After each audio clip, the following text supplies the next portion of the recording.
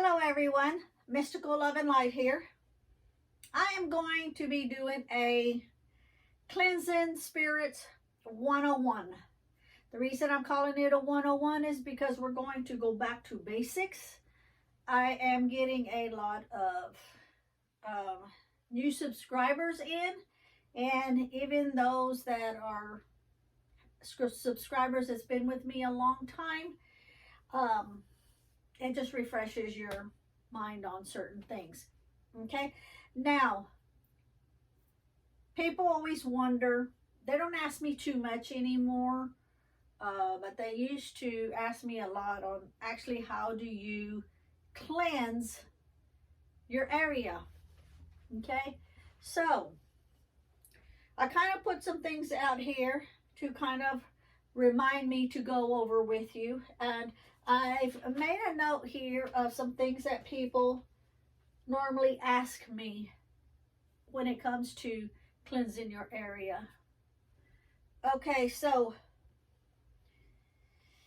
the first thing you want to do when you're going to cleanse your area of any kind of unwanted spirits, bad energy in the house, you have to remember that when you leave out of your house and you go into public, anybody that you walk past, anybody that is in your vicinity, anything you pick up or touch that someone else has previously touched it, their energy is on it. Their energy is in the air. Their energy, their vibes are right there, and you pick them up. Especially if you're an empath, you pick up everything, okay?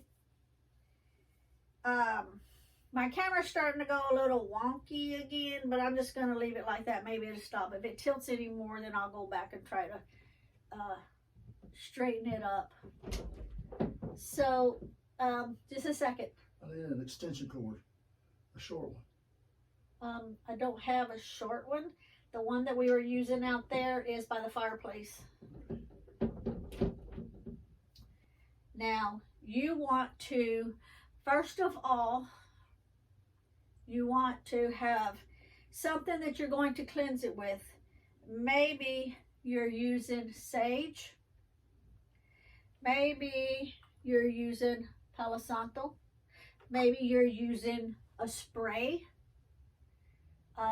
Maybe you're using a type of cologne that you use or perfume that you use to cleanse the air, that your intentions are in it for that purpose. So what we're going to do is, first of all, you would start in the furthest room in your house. Okay, now this is the way that I do things. Okay, it doesn't necessarily mean you have to do them, or if you know someone that does it different, it's all what resonates with you. I'm just passing on how I do things. That's my whole channel, is just how I do things. You take things that resonate with you and you get rid of the stuff that doesn't. Okay, so how I do it is I will start in the furthest room in the house. Now, instead of walking you through my entire house, that I don't do just for privacy purposes, I'm going to show you as if my one room here were my whole house. Okay, so you would go to the furthest part of your house. That's where you would start. Now, when you are working your way from the furthest to the front, that's the window you want to already have open in the front, or a door, because everything in your house is going to be pushed forward to that window or to that door to escape out of your house. Okay, so what I'm going to do is I'm going to just kind of show you how I would cleanse it in here. Okay, and then we will go from there. Now watch to the end, because I'm going to show you how to call upon your spirit or your deity of your choice to come in after the fact to help with the cleansing. Okay, so we're just going to go ahead and we are going to use the white sage. And you can use Palo Santo, that's fine. But I'm just going to use the white sage because most people can get their hands on the white sage a lot easier than they can the Palo Santo. And if this, you're going to use the smoke, and if it goes out, you just relight it again. Especially if you have a big house, you're going to be doing that quite often, okay? So, say for example, that direction is the door going out of the room that would be open. Say like if I were in the furthest of my house, I would work my way that direction, okay? So, you want to make sure, and by the way, I made this myself.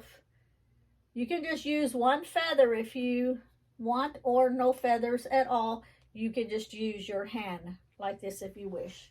I did this because when I cleanse houses, I'm able to get the smoke further, you know, into the corners and stuff. You would start in your house at the furthest direction, and you will be saying in your head, like, all negative energies must leave. All negative energies must leave. You're not welcome in this house. If I have picked anything up, it was not intentional, and no energies can stay. So just repeat the words how you feel that you need to, okay? You want to get in the corners. Spirits and negativity like to stay in the corners because those are the less likely places. A lot of people will sage in the middle of the room, but they forget about the corners. That's why in a lot of videos, true videos, not fake videos, on like investigations and stuff, shadows will be in the corners. So you want to clear it all out. No energies, no bad energies, no spirits are to remain in this room and this house. Okay, you are going to do this throughout the entire house. Make sure if you have areas like underneath the table, you want to also cleanse underneath your tables, underneath your chairs, okay? You can say what you want out loud or to yourself. All energies must leave. Only myself and my family's energy is to remain in this house. Some people will have spirits that they're aware of. Maybe it's a relative or a close friend that is with them in the house to protect them for their higher self. You can keep those and say they're welcome to stay, but no other spirits are welcome to stay. Be very, very clear of that, okay? So you want to do all the areas.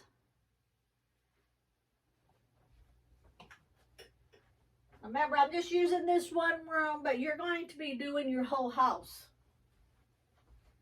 Getting it in all the corners. Yeah, still smoking. Check every now and then to make sure that it's still smoking.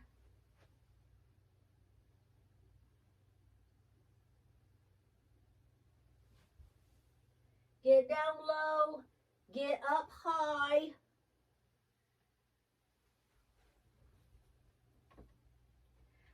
The more smoke you can accumulate in the room, the better it will be because it will flow that much more. And you keep relighting what you need.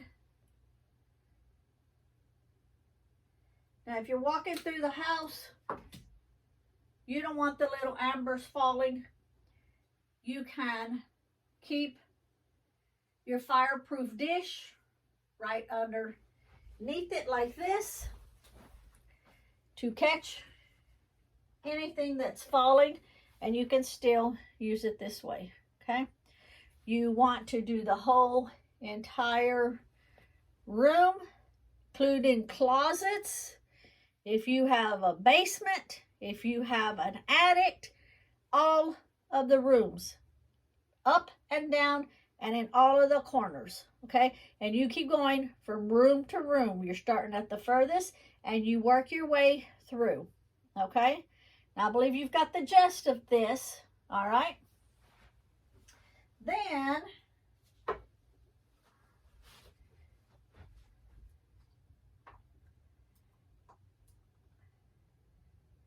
okay, so after you get all of that done, okay, so after you get all of that done and you finish your saging, that's when you want to call upon your spirit that is there for you, for your higher self. You can call upon your deity. I don't work with deities per se.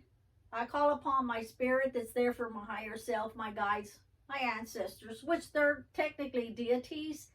But if you have a specific deity that you call upon, you know, you can do that. Next thing I get asked a lot is, what is it that the deities can do for you that you didn't already just do for yourself? The deities, the spirit you call upon, they can cleanse out like the spiritual dirt. They remove that spiritual dirt. They remove that debris that is left behind that you're not even aware of. It may be something you're not aware of, and they are, and they can clear those out yourselves, okay? If you have a maid that comes in every day and cleans your house, look at it this way. You still clean your house, okay? But then when the cleaning crew comes in, they're going to do a lot better job than than you did, because that's what they're doing.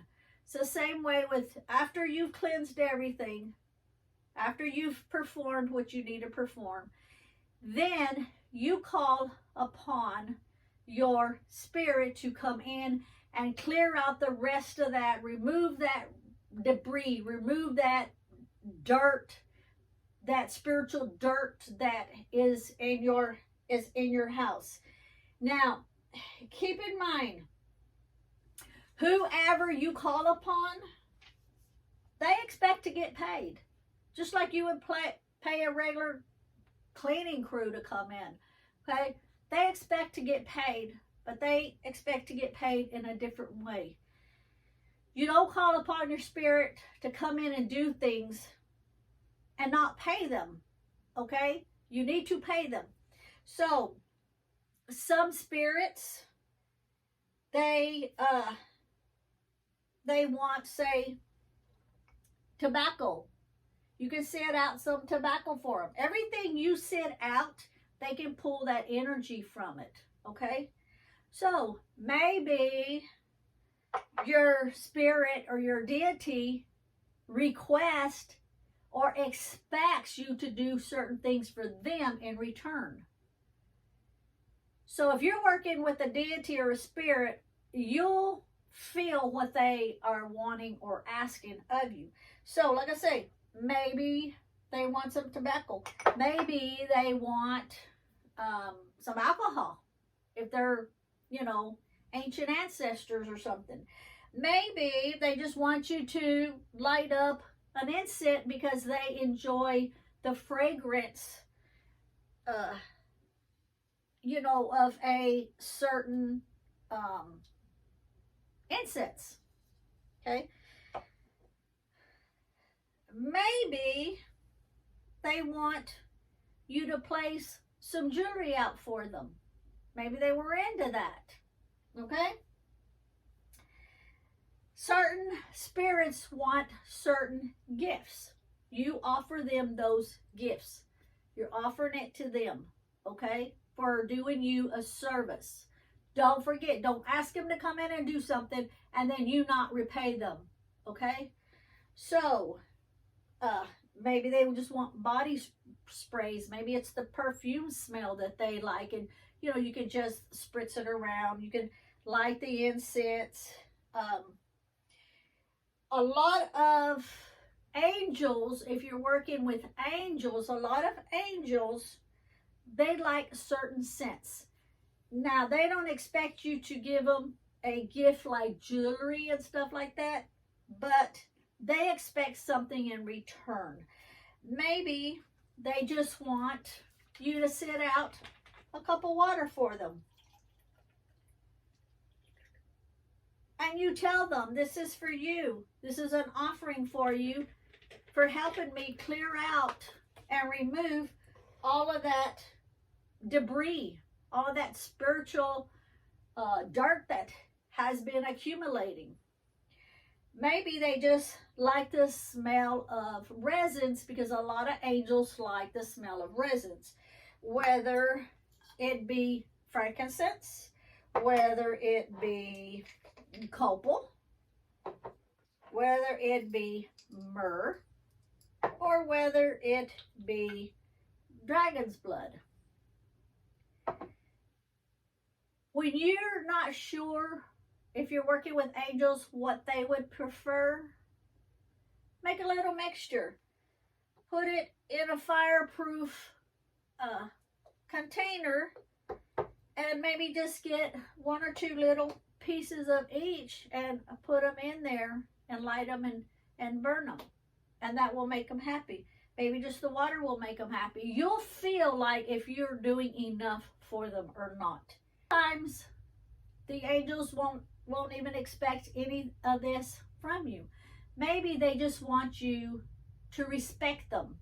When you call upon them, show gratitude, show them respect, show them a good atmosphere that you are offering them.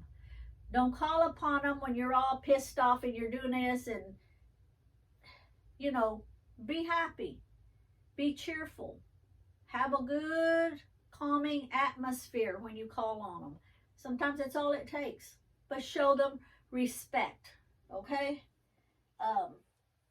And most importantly, when it's all said and done, you want to, maybe you can just leave a crystal out on the table for them and say, I really like this crystal and I want to leave it here as a thank you offering for you coming in and assisting me with cleansing my house, because in return it makes you and your family happy.